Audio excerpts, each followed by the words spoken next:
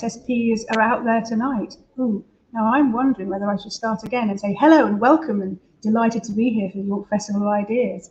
I'm Harriet Ennis, Head of Psychology at Bootham School in York, and I'm also a keen tutor for the Independent State Schools Partnership, the York ISSP, and I hope that some of you ISSPers are out there tonight taking part in the Q&A and live polls. You can see the link in the chat section. I think James will put it in there again if you didn't catch it at the beginning or from your email. And you can add your questions, and thanks very much, as I say, to James Haynes at Bootham Old Scholar, who will be collating them for me, and I hope to get a chance to answer some of those at the end. At the moment I can't hear James, so we'll see how that goes. You'll find a way. Bootham and the ISSP have given me the freedom to branch out into all sorts of psychology, diving into scientific research around altered states of consciousness over the years for the Festival of Ideas, and also all sorts of masterclasses. And in previous years' festivals, I've recorded talks which you can watch on the festival's YouTube watch again. The first was on coping with uncertainty, which did in lockdown. And then more recently, paradoxical lucidity and near-death experiences, which is a face-to-face one, but is also recorded. So, welcome to this talk, In Your Dreams and Other Altered States. And we're going to delve into the fascinating world of what happens when you close your eyes and fall asleep. I often take for granted this amazing ability to be able to change my state of consciousness at will and become unconscious on purpose. During which time, like everybody else, I dream several times a night for about 2 hours in total. And yet, humans forget 90% of their dreams. Indeed, some say they have never remembered a single dream ever. This is rare, about 1 in 250 of us. Okay, so it's been said that waking up is like unintentionally diving into water while holding some sand in your hand. The sand represents how hard it is to actually hang on to the memory of your dream.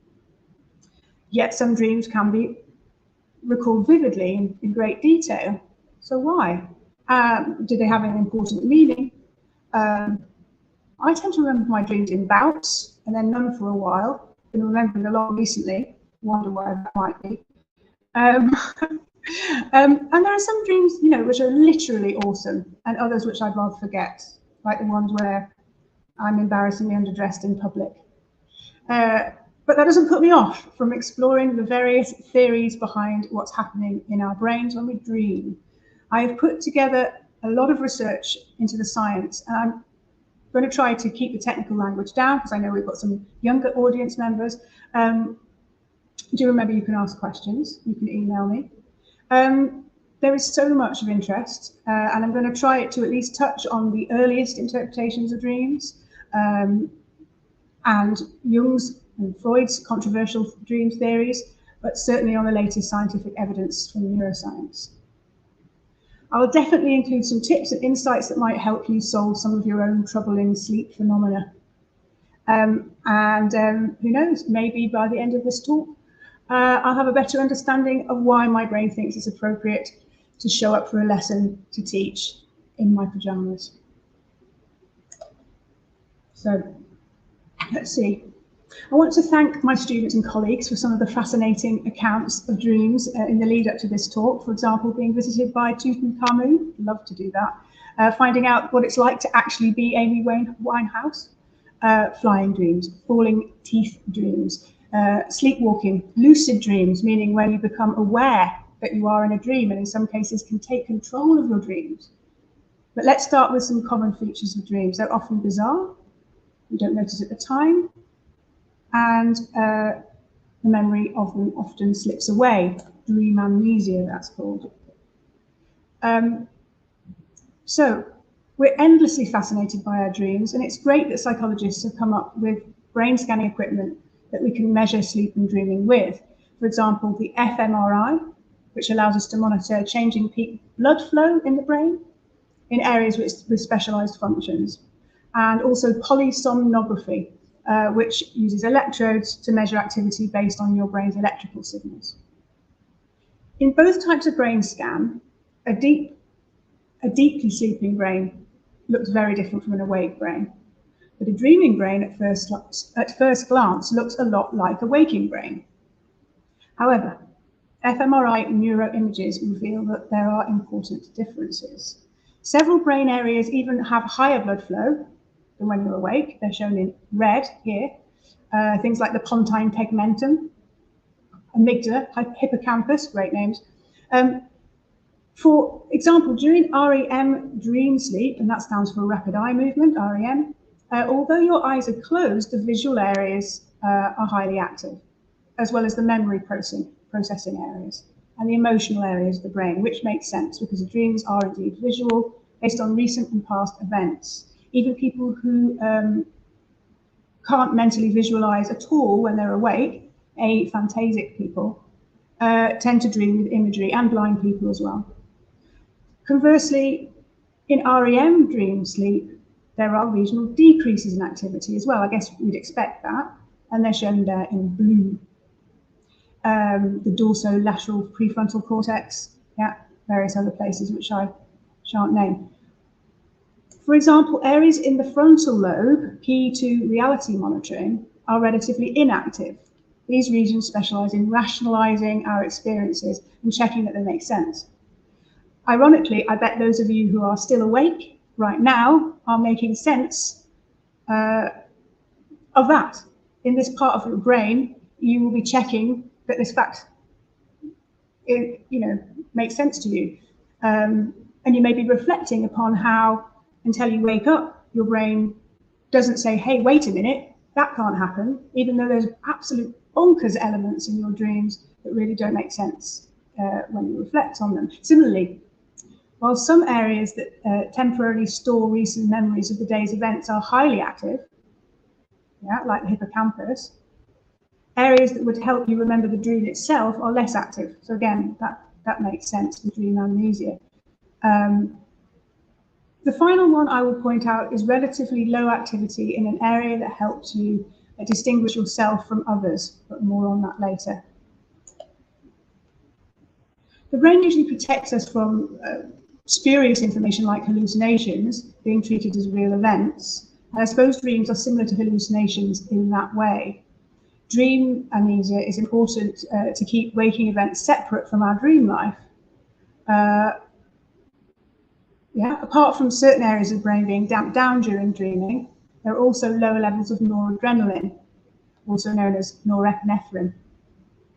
And that's known to be important for effective memorizing. Normally, noradrenaline is released when we're focused due to emotional investment in something, which helps with memorizing things that are meaningful to us. We kind of tag them in the day, and yet not in dream sleep. Interestingly, we're unlikely to recall the contents of our daydreams and mind wandering as well. Humans are actually great at forgetting non-essentials, and I often wish I could remember more, but I tend to take for granted how good my brain is at decluttering my mind of the useless stuff. In fact, many of our thoughts, not just the ones that are happening when we're dreaming, aren't stored. Research has established that sleep's key role is as much about forgetting as remembering. And I suppose this is one of the reasons why sleep deprivation makes us feel so discombobulated. Yeah, so another way of imaging the brain is this polysomnography, which comes from a combination of Latin and Greek words there. And to measure sleep properly, we need many signals to give us clues about which stage of sleep we're in.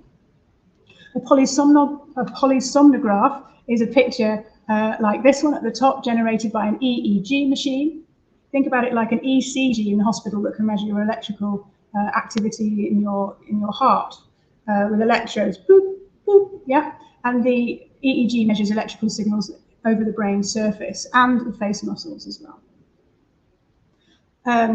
The overall brainwave pattern recorded can show what stage of sleep you're at, and we name the waves into frequency bands, and this shows the pure waveforms here, given Greek names, alpha, beta, etc. We start with the high frequency gamma, and when that's dominant as a brainwave over the surface of your brain, we tend to be in a brain state that allows us to be highly focused on an activity and unburdened by a sense of self-awareness getting in the way of peak functioning.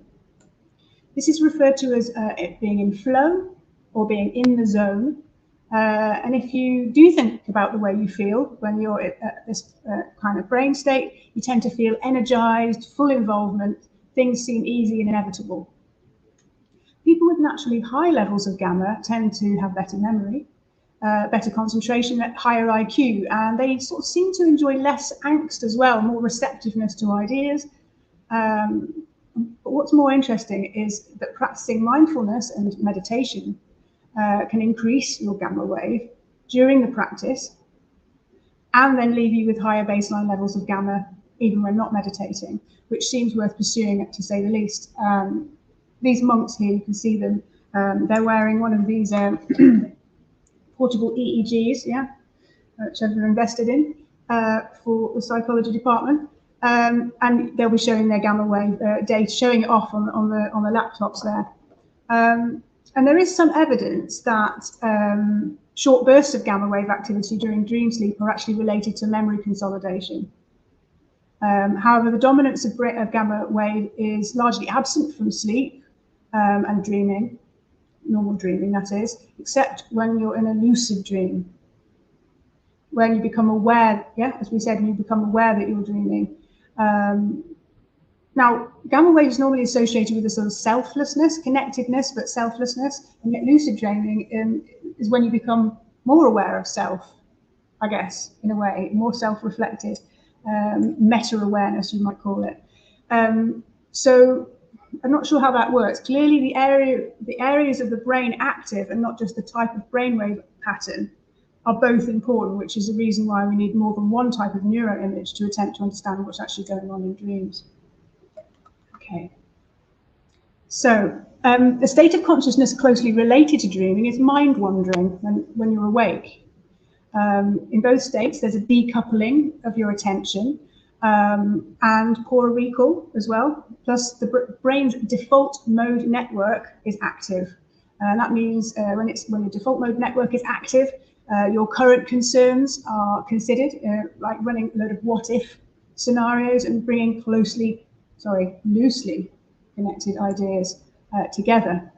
Now, Moshe Bar, great name, points out that mind wandering must be important because we spend nearly 50% of waking life in this kind of off-task state when we're not focused on doing something in particular. Whenever we let our minds rest or our minds involuntarily wander off track, the brain's default mode network takes over.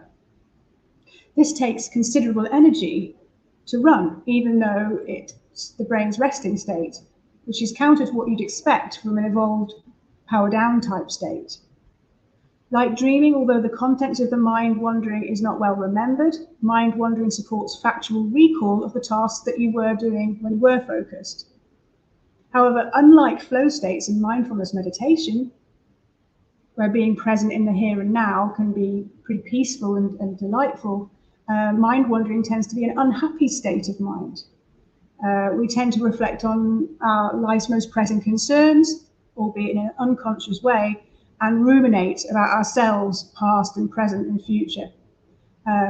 However, what I've learned from Moshe Bar is that although mind wandering can be done in the brain's kind of narrow focus mode, in that ruminative, repetitive, stuck type of mind wandering state, if you mind wander in an open-minded, creative, associative brain mode, which is another kind of continuum that our brains run along, it's pretty joyous.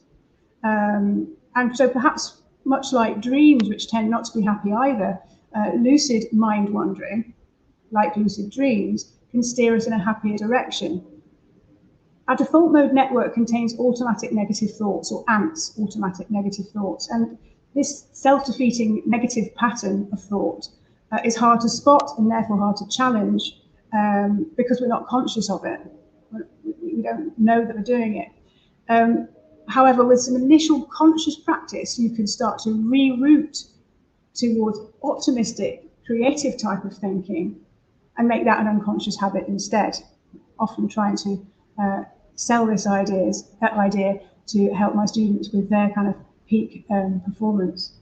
Importantly, Mosh's research shows that feeling happy is associated with a more flexible creative state of mind when you're mind wandering, where you can bring these unrelated ideas together and that just comes naturally to you.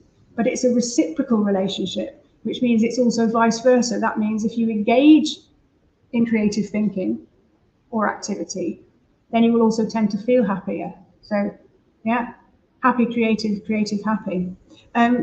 You can't, of course, be in this kind of expansive pie in the sky type mode all the time. Otherwise, you'd be probably suffering from mania. It is a sliding scale, and you do need to actually go and check the practicality of your ideas, again, using that kind of reality checking area, I guess, of the brain. Mind wandering can plague us at night as well. Rumination in the middle of the night can keep us awake. And if you wake up and your default mode network mulls over your most pressing concerns, it can feel worse than in the day because of your brain's physiology. Night thoughts can be awash with doom and gloom that's not present in the day. So whilst your default mode network can be a savior, yeah, for example, you finish a task and you let your mind wander, and then I'm supposed to be at the dentist. Oh my goodness, and you're so pleased with your brain for actually telling you. But if it does this at night, it's not quite so good. And this Fitbit readout here of mine, you can see that in the morning, you see that big red blob. And I put on my audiobook, in this case, it was Walker's Why We Sleep. And I was back off to sleep fairly soon. I didn't go into sort of super bad rumination. But what I want to show you is that I was aware of that awakening, but I was not aware that I was awake for a few seconds on about 100 other occasions in the night. Can you see the tiny little red specks? Yeah? And this is perfectly normal. We all do it. They're caused by a brief noradrenaline spike involved in memory consolidation, yeah, which then drops back down again. Now, but if your stress hormones are too high, or your default mode network is too, full on dentist appointment panic mode, then you'll probably wake up fully.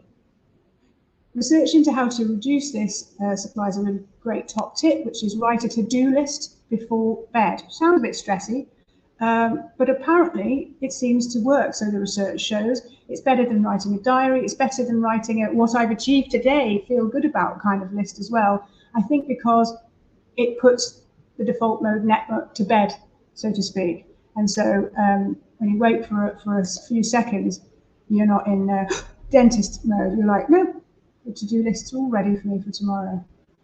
For those of you who find it hard to drop off in the first place, there is lots of classic sleep hygiene advice. De-stress, avoid caffeine, avoid alcohol, turn your screens off, long before bed, or at least put them on red mode to keep the blue light from shining through your eyelids or even through your eyes and breaking down melatonin. Make your room dark and comfy and cool. And there's loads more useful advice in his book. So let's now jump briefly to the slow wave sleep. Think delta dominates in deep sleep. It's these regular pulses flowing between 2 and 4 times a second, and it's important for healing and regeneration. The brain flushes out toxins, and we all know what it feels like if you don't get enough of deep sleep.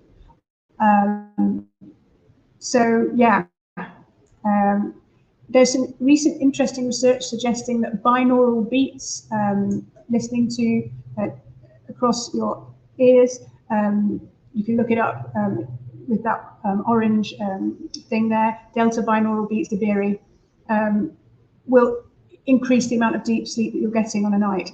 However, you have to be careful because if you misalign the frequency, you can actually reduce your deep sleep. So I might wait until the tech is, more surefire before I do that. In reality, brainwaves are not pure waves, yeah? They're noisy and erratic like this. But we can still, categorize them into bands for understanding. Beta waves suggest an active rather than a relaxed, awake mind. And you also get alpha waves, but they're associated with increasing relaxation. You might get them when you're in a light sleep or watching TV, meditating, or in a light trance from hypnosis. As you drop off to sleep and the alpha slows further into theta, this is when you most likely get these K complexes. Can you see it there, the little spike, or a big spike? This can happen if there's a noise in the environment as you're dropping off, but it can also happen spontaneously for no reason. It just does it. And it's like a startle jump, but you often remain asleep, and you might have seen sleeping creatures twitch in the early stages of sleep.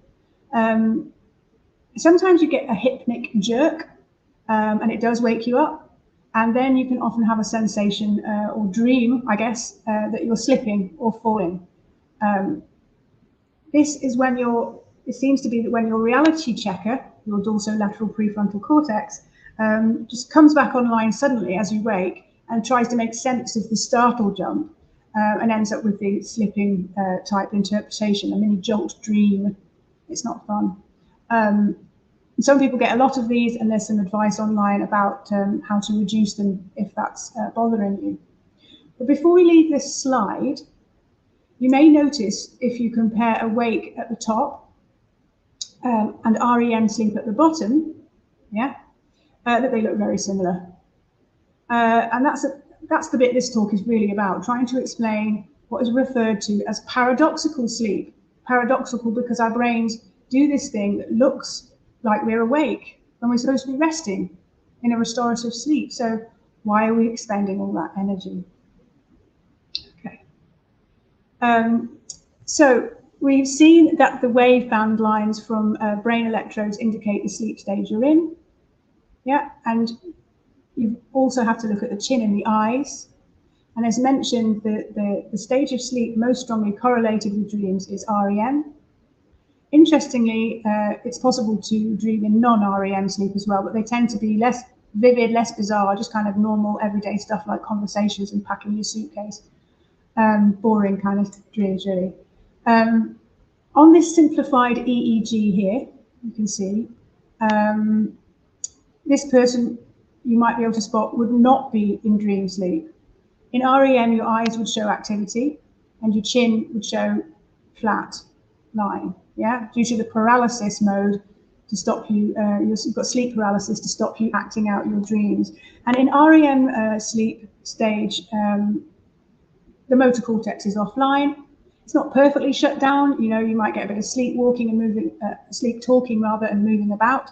And people who do sleepwalk regularly may have a faulty sleep paralysis mechanism. But the opposite problem is when people start to wake up before the protective sleep paralysis movement block has switched back on. Okay.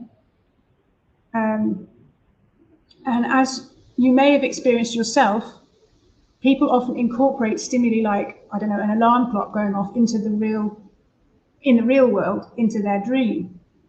This artwork called The Nightmare is a famous depiction of sleep paralysis with a demon visitation. In actual fact, the mare in Nightmare, which sounds like a female horse, comes from the verb, from the Norse mara, the Old Norse mara, which comes from the verb meron, or crusher. And the mara is a person with magical attributes who rides you for the pleasure of pure wickedness. Grendel, the fearsome villain in the Anglo-Saxon tale of Beowulf, is an example of a mara. And in subsequent centuries, we see all sorts of different demons. The incubus in Latin was one of the early documented sleep paralysis visitors, and that literally in Latin means to sit on. So some people have sleep paralysis quite a lot, and 50% of the population claim that they've experienced it themselves at least once.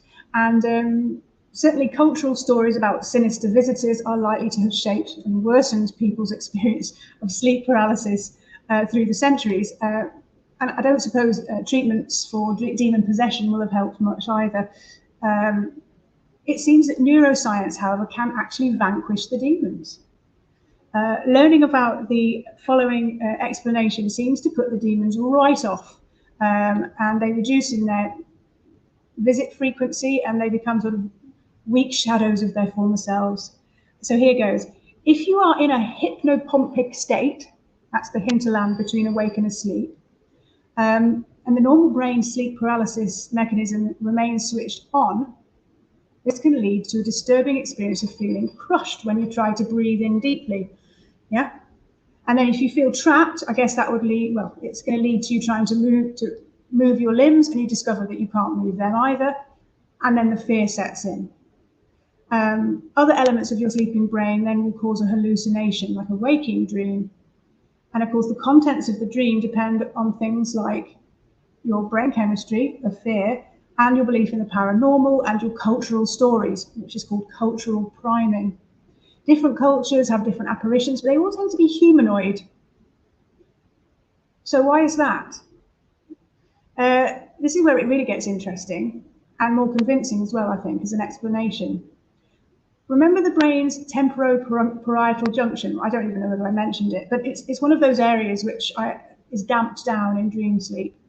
Yeah, and in dreams, this can then lead you to be more than one person at once. Yeah, you ever tried that? You experience that? You have perspective sliding and you're switching back and forth and weird stuff like that. Perhaps even flying too. When it's fully active, it plays a key role in integrating your embodied self-awareness, yeah, or your body map.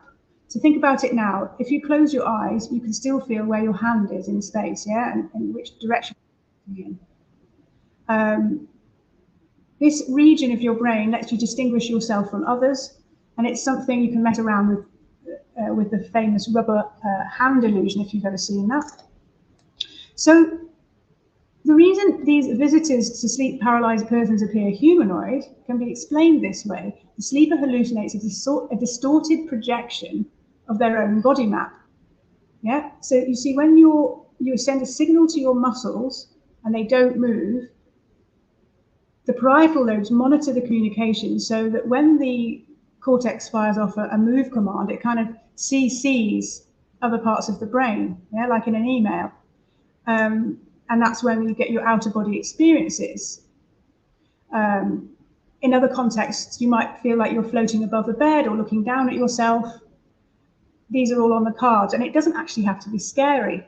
Brain-body desynchrony can be euphoric, and perhaps it depends again on other elements of your brain at the time. Anyway, understanding the neuroscience behind the nature of this negative sleep paralysis experience, you could even transform it into something really lovely, I think. In the same way as new treatments for people who hear voices in their head perhaps saying horrible things, and they can get training to understand the neurological processes, and then they can actually end up hearing voices that are like giving them a pep talk and saying all sorts of supportive things. Every 90 minutes, we go through a complete sleep cycle, and here you can see it playing out speeded up.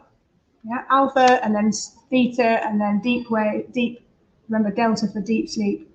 And then we go right back up and into this REM dream sleep before starting the cycle again. And as the night goes on, the proportion of deep sleep decreases per cycle, and REM goes up. Yeah, and this is just a basic, typical pattern, and it does vary a lot and depend on a number of factors.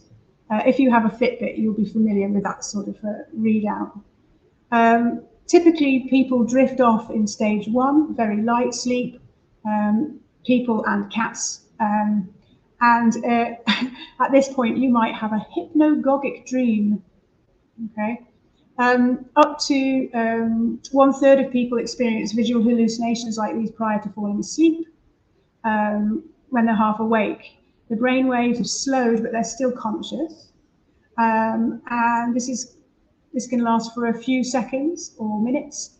It can be dots and lights, or it can be complex geometric patterns, or repeating images like faces and bizarre animals.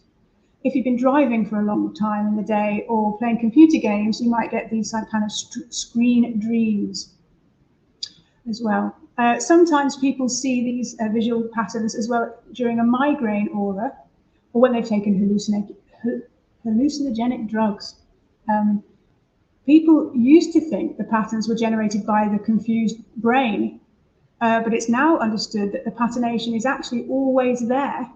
It's always present due to your brain's neural architecture and the way that brain cells fire off normally when you're awake. But the alpha wave patterns that run over the surface of your brain normally do a great job of filtering out this disturbance to your vision. That then, if the alpha waves give way to slow wave and you're still asleep, the patterns re-emerge, and you can be conscious of them. And the way you interpret the patterns then, is it balloons or skulls or paisley? Again, that's a bit like the sleep paralysis hallucination. I guess it depends upon your state of mind and all sorts of other things. We see faces in trees and household objects all the time, don't we? So what about typical dreams? That's really what this is about. What are they like for most of us? Well, some are joyful, but 75% of our dreams are associated with sadness, apprehension or anger. And like mind wandering, again, which can be pretty a miserable state of mind. But it also has this, why is it that we've got these concerns? I guess because it's about problem solving and allows these loosely connected ideas to be brought together. Analogies and metaphors can lead to breakthroughs. And in fact, dreams may certainly play a role in creativity and ingenuity. They certainly have. Here's some on the screen now. Other breakthroughs: Einstein's theory came to him as part of a dream involving cows. Kekulé's famous snake dream for the benzene ring structure, and Mendeleev and his periodic table. I think Paul McCartney in Yesterday as well. There's been some recent research or recent rise in research backing the belief that dreams are like a less extreme form of psychedelic therapy. I don't know whether you're aware of the therapy aided by psychedelic drugs like psilocybin and ketamine, which is very promising for depression and alcoholism. The dreaming brain does look a lot like a psychedelic brain, and in both states, the brain is able to, again, make these loose connections, come up with solutions, plan for the future. And indeed, it's possible to intentionally harness this. Before sleep, if you can set yourself a task to solve, you may well wake up with an answer in the morning. We say sleep on it, don't we? Daytime nappers may enhance their creativity significantly by setting themselves a dream theme. You can incubate on purpose by recording a suggestion that is going to play as you drop off, and then nap and wake up and write down what you remember. In fact, some people even hold an object in their hand so that when they drop off and they let it go, they wake up during the dream and they get even greater results. And this is helpful for artists, poets, scientists, the lot really. So, big theory number one: dreams seem to be overnight therapy. Walker, who wrote the book I was recommending, reminds us that one of the striking things about REM is the suppression of the fight or flight response chemical noradrenaline. In the day, high arousal makes for better recall, but when we're asleep, you get the spikes for selective storing of certain memory traces. But overall, your noradrenaline level is lower. Yeah. This means that dream processes themselves are hard to remember. Yeah, if you remember that. Indeed, this is where the therapy comes in. Yeah. So dreams are a low stress replay of recent events, and that enables us to reprocess the emotional memories. Yeah, with two useful outcomes. So we can selectively integrate the useful details into our experience bank, our schema modification, for those of you who know about schema. And you can learn from the experience, without waking up, because the distress is lower. And then you can also discard the unimportant details. But secondly, you can actually reduce the painful emotional charge of the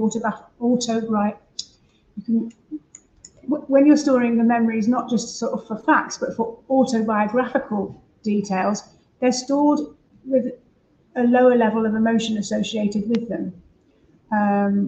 So therefore we can recall our traumatic events or mildly stressful events without having to relive the full emotional intensity of that moment when it happened. Strong support comes from treatment for PTSD. They often have recurring nightmares that plague them. And actually, if you can treat the nightmares, that reduces usually the waking symptoms, the waking life symptoms as well. It seems that in PTSD, the stress hormones don't go low enough, and so you don't finish the dream process, and it can't give you the de-stressing job that it would normally do. So if you can artificially lower the levels of noradrenaline, you get a longer, more normal REM, and you get a sharp reduction in nightmares. And then the other things like flashbacks also seem to reduce as well. So yeah, dreams seem to be a major protective mechanism, allowing us to be resilient to the effects of trauma. I'd just like to show a short video of a little girl called Clara, which I hope in a moment James will do for us. She's dreaming about the experience she's had in the day. Many thanks to Anna and John for sharing this amazing captured moment of sleep talk.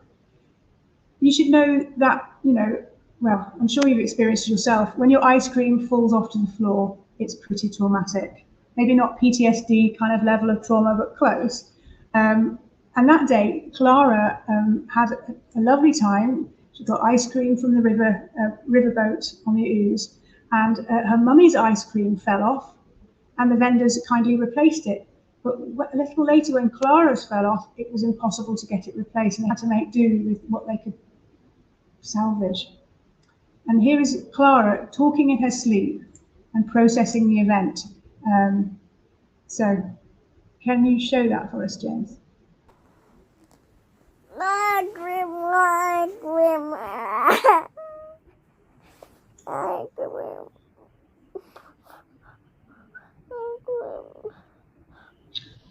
Oh, I have a funny feeling we might not be able to hear the sound. I might have to do the voiceover. She's saying, you might be able to hear the sound, but I can't. She's saying, ice cream, over and over again. Well, I hope you could hear that. Really great demonstration of the effect of dreams. So some of us never remember our dreams. Are we missing out? Is the dream process forgotten because it's meaningless? About a third of us recall our dreams rarely, and a third of us remember them most of the time. So what's going on there? Are they meaningful or meaningless? So the activation synthesis theory of dreaming would suggest that there's no meaning to dreams whatsoever. We forget them for a good reason, because according to this theory, they are not meant to be recalled. Yeah, no wonder they make no sense, because they are random firing of the nervous system. Every 90 minutes or so, we have to move out of deep sleep to reactivate the brain periodically, so that if we do need to wake up, we're not so powered down that we fail to survive the threat. This is an evolved mechanism. The activation then, the random activation, is followed by the synthesis. That's that if you become consciously aware at that point, which you're not meant to really, according to this theory, then your REM only seems meaningful because of the part of your brain that brings meaning in your waking life is so good at generating meaningfulness. When you're awake, there's lots of missing input, there are inconsistencies, there's mismatches from our senses. Think about how lip sync, you can have a big mismatch between what you hear and what you see in time-wise, and you can still sew the two together. And the brain's great at sorting out, random noise and still making sense of everything. Lived experience of semi-lucid dreams with an epic narrative, though, suggests to me that this can't be true of all dreams. I think the AIM model here is useful, but I feel that the idea of complete randomness is just unsatisfactory. There's too much evidence for memory processing in dreams, to consider the activation being entirely random. However, the random element may be key to dream function. This next theory is the overfitting theory, machine learning theory.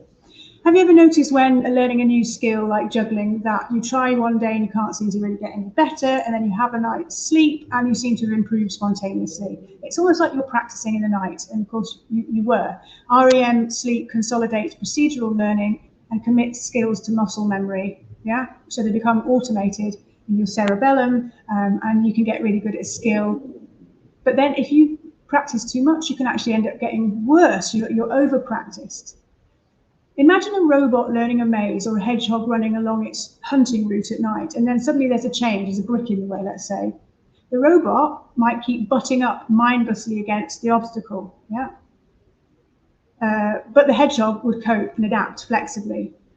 Hoyle, I think that's how you pronounce it, points out that machine learning programmers need to have learned how to deal with this. They know that machines can become, or programs can become overfit. And to prevent that, they've learned to introduce random variables or noise into the data. In essence, our brains are doing the same when we dream. We're breaking the cycle of repetitive tasks, filling out spreadsheets, delivering mail, tightening things, and we're infusing sort of discord and keeping our brains fit that way. The real world isn't smooth. It's not plain sailing. And if you overlearn something, you would end up inflexible. So injecting noise is really, really useful to allow us to retain generalization and adapt in the imperfect conditions of the real world. So research evidence shows that at first our dreams are more like straight replays of the day's events. And then as you dream through the night, every 90 minutes, they become more and more bizarre and surreal. So that kind of makes sense. Perhaps fitting is the priority, and then adding randomness adds finesse to our skills as the night goes on. I certainly feel less mentally flexible if I hadn't had as much sleep, so that kind of makes sense as well. And of course, the more random end of the night are the dreams which we recall the most, because they're the ones we were most recent when we wake up. So this does make a lot of sense for skill learning, like muscle memory, like a pin code or a piano piece. And it might even explain why, a flying dream might actually help you keep your balance when you're running. Dreams that contain a lot of socializing and problem solving, though, don't at first glance seem to be the same sort of thing as practicing a physical skill. So, yeah, but thinking about this, social skills and social problem solving are actually a lot more automated than you might realize when you're in the middle of it. In order to take in all the nuances of nonverbal communication and give them out, and all the linguistic language inferences coming from others and that we're broadcasting ourselves, we need to process a huge amount of information unconsciously, a bit like muscle memory. This sort of socio-emotional superpower just seems to flow out of us in social interaction. So perhaps the bizarre elements introduced by our brains in dreams keep us on our toes, so that actually we can remain that sort of reflective and questioning about what's going on. And again, avoid this overfitting, making us function better socially. Yeah. Again, I feel I'm more meta-aware and more apt in conversation when I've slept well. So yeah. Another element of Hoyle's theory is that it takes the sort of nightly hallucinogenic type narrative and fabulous, unusual events into account, because clearly that relates to adding noise, and it also is an idea that it works for animals. Any dream theory should work for animals as well as humans.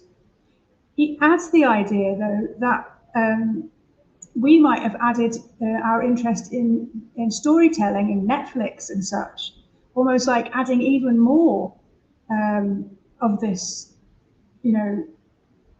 flexibility information into our lives. We almost have artificial dreams as well. to make up for how complex our social learning needs to be. And obviously the storytelling goes back way beyond Netflix as an important element of human experience. Yeah, Hoyle mentions an important point. We need any dream theory to explain dreams in animals as well. Sleep promotes survival for sure, but what's the bare minimum? Bare minimum. REM dream sleep is ancient. It goes back 350 million years because mammals, birds, and reptiles all dream, and that was our shared amniote ancestor. Sleep reduces energy costs. It keeps us out of trouble, perhaps, as well, if we're not foraging or hunting or mating. If you're an animal exposed out in the open, you sleep very little. Elephants, giraffes can lock their knees and sleep for about 2 hours, but they only have a very small percentage of REM sleep. Little brown bat sleeps for 19 hours upside down. Frigate birds do 40 minutes in 12-second mini naps. So it does vary a lot. Top carnivores tend to sleep a lot. Yeah, if you've seen your cat, because they don't have to forage for long hours. Prey animals that can burrow sleep a lot.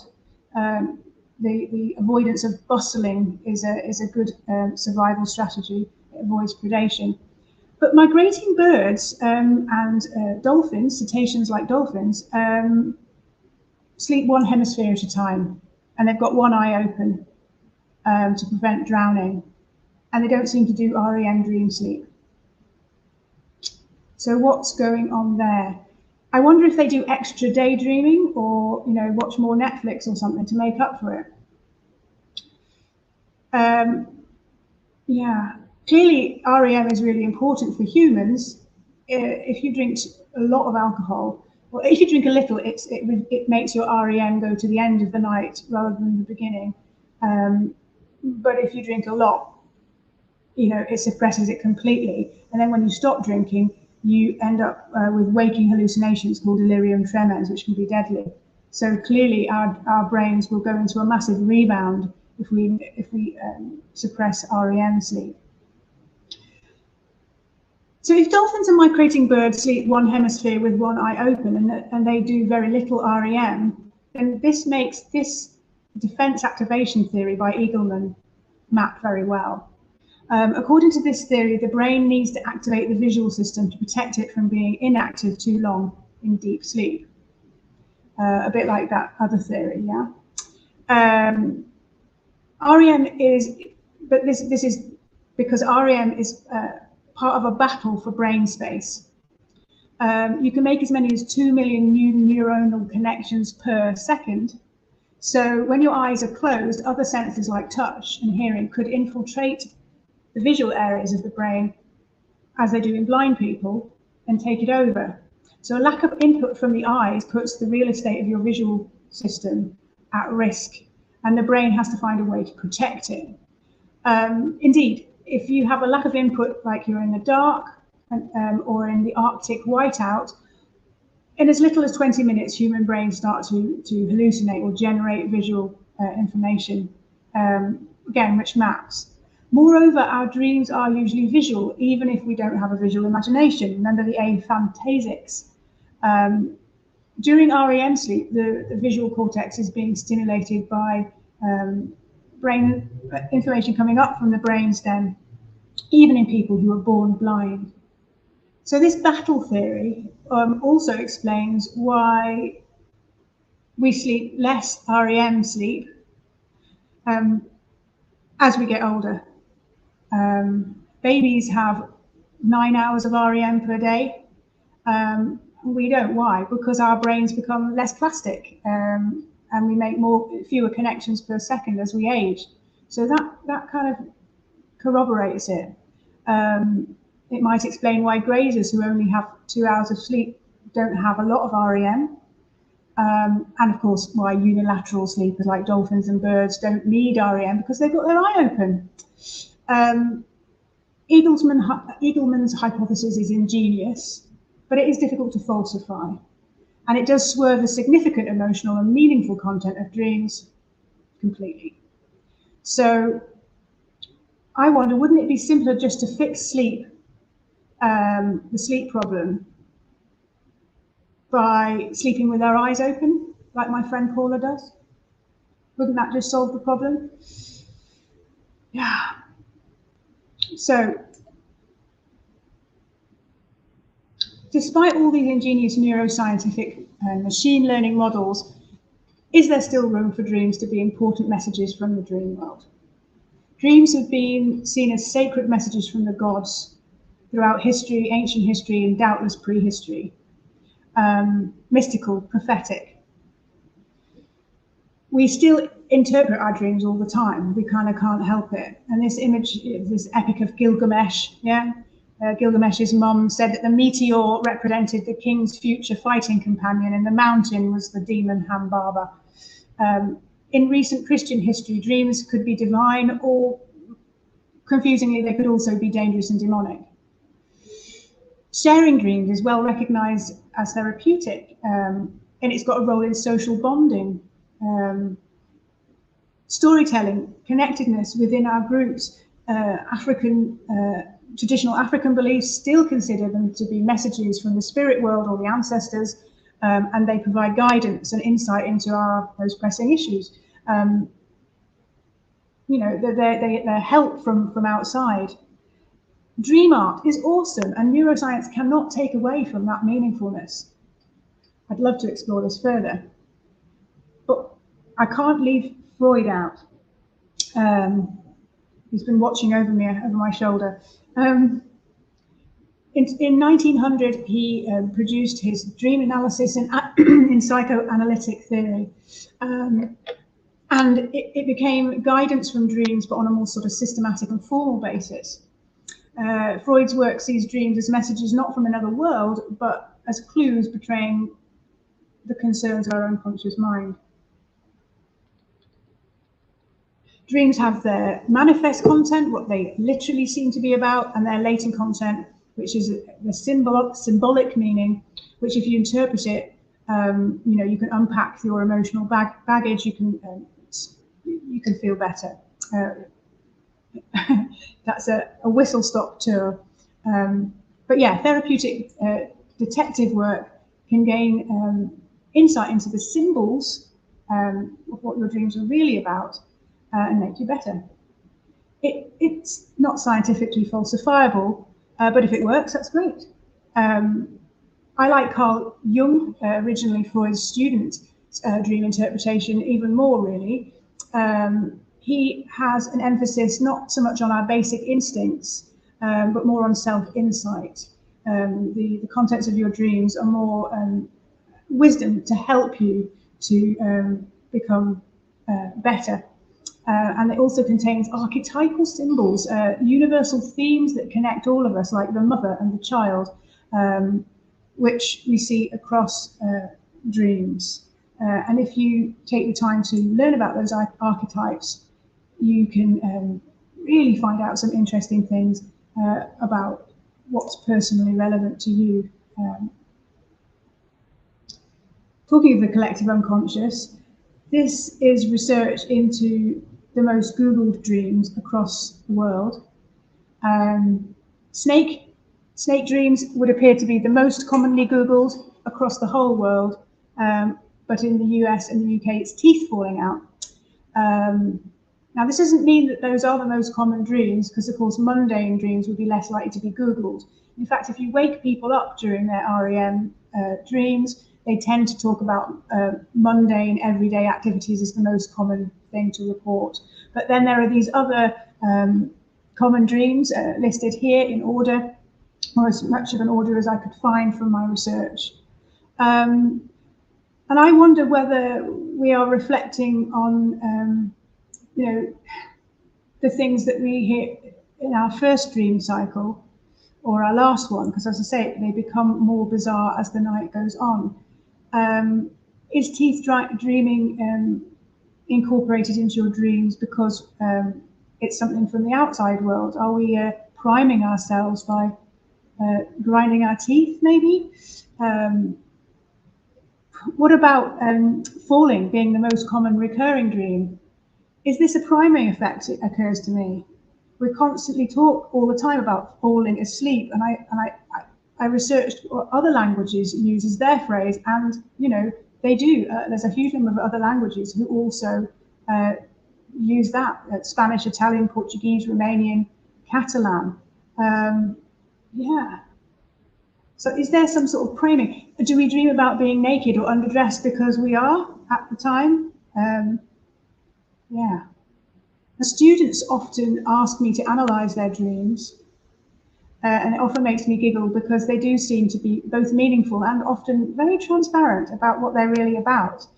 I had a very quiet student tell me about dreaming of farting joyously in class and shooting up into the air and then looking down and seeing that she was going to bounce onto some jelly and being horrified because she realised that jelly is made of cow's teeth and feet and bones.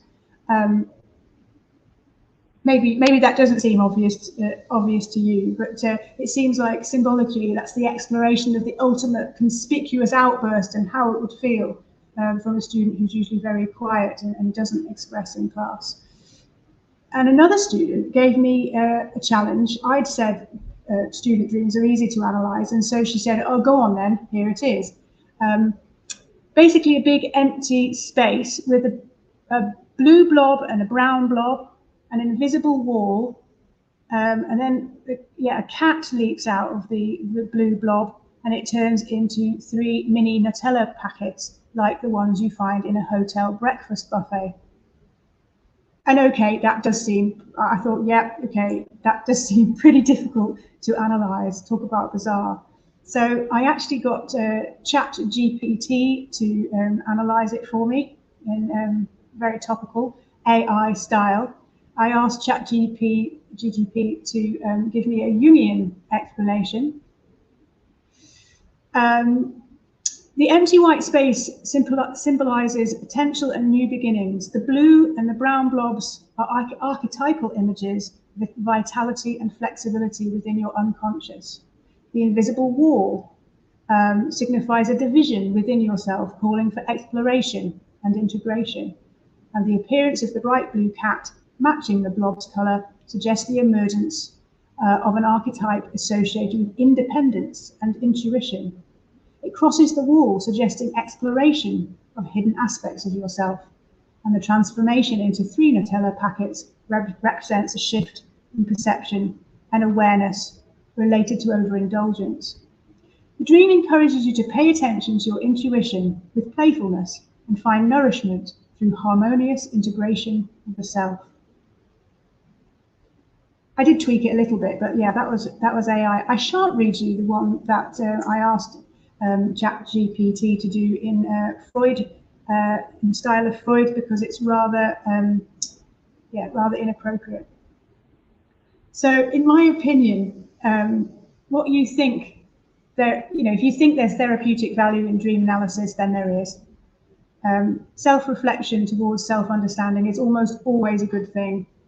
And in life, even if life is ultimately meaningless, then any meaning we give it emerges out of the meaningless like magic. It's one of those great paradoxes. I really like Deirdre Barrett's middle ground quote just here. Now, I think we've got a few minutes now to share the poll results. Thank you very much for filling in the poll. And I'm not sure I'm going to be able to do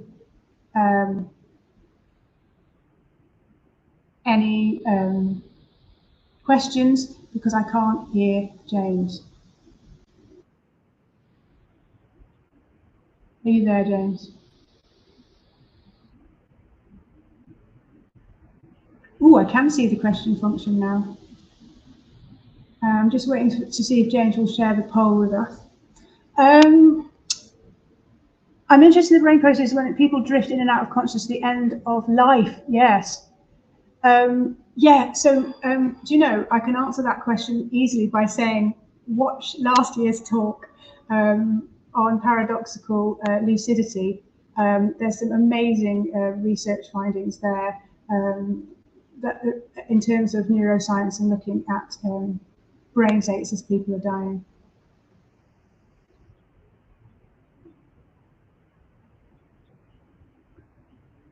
As soon as I become aware I'm dreaming, going towards a lucid dream, I wake up, I'm an aphantasic. If that affects it, is there any known reason for this? Um, yeah, there is some advice on how to become lucid, but it sounds like you do become lucid. That's not your problem. How is it that you would remain in it? I think that's where you might use dream priming. So you talk to yourself before you go to sleep. You know, the way people become more lucid tends to be that they'll recognize common dream themes, and so before they go to sleep, they'll say, "Hey, Harriet, if you dream about being naked in public, remember that you're probably in a dream, and but remember to stay asleep." You know, so you kind of priming your brain in advance, and practice that a little bit, and that I hope would help. But I don't know whether being aphantasic has any effect on that. But it must be nice to visualize in your dreams when perhaps you don't in waking life. I don't know how that feels for you. Just wondering whether I can share the poll.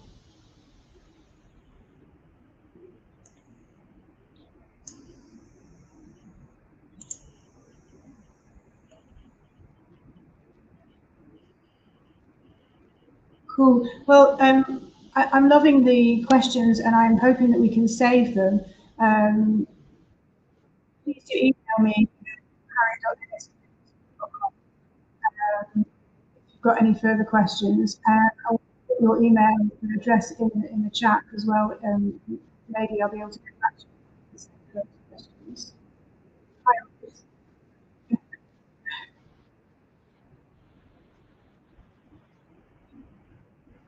Oh, I seem to have a bit of a time lag here. Um,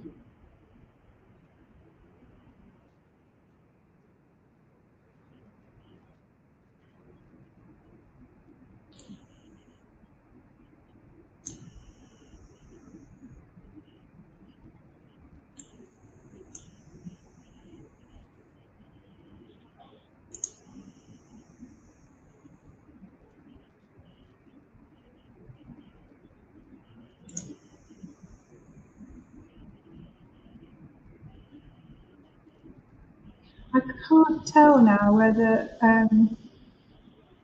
it's still recording me, but I'm not sure.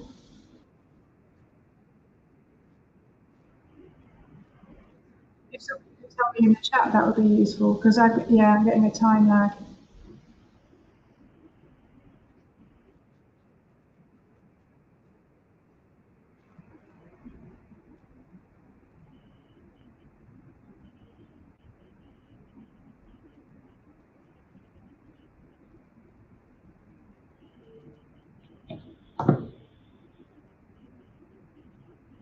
Oh, thanks, Katie.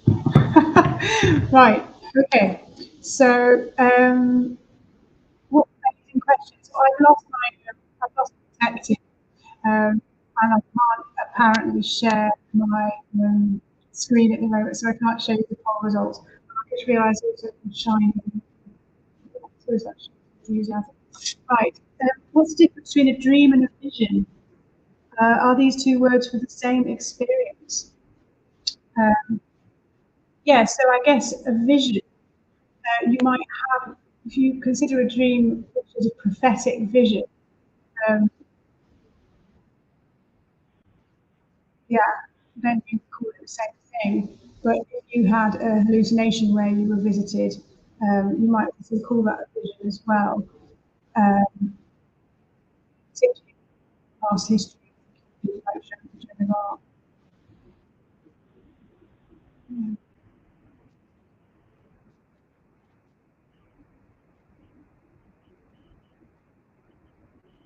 Certainly, hallucinations are waking dreams, um, and there's such a lot of interesting stuff going on in terms of understanding um, different dimensions involved. Again, I shared something about this think in the last talk, a model by Marshall, where you can see that you're externally aware or internally aware only in terms of your level of consciousness.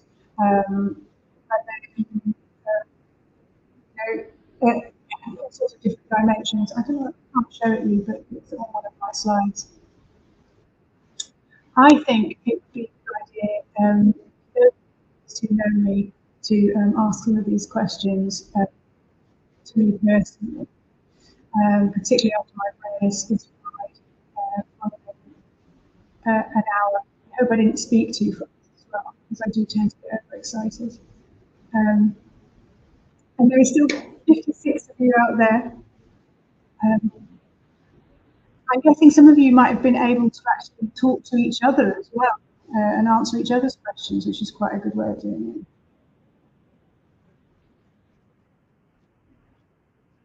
Sleep talking, so I'm just having a look at my brother talked in his sleep. Yeah, I mean, I need to research that further, but I think sleep paralysis, I guess, normally keeps our talking internal, but it's not so bad. Obviously, talking in our sleep is more dangerous. So I guess evolution won't have eliminated that successfully.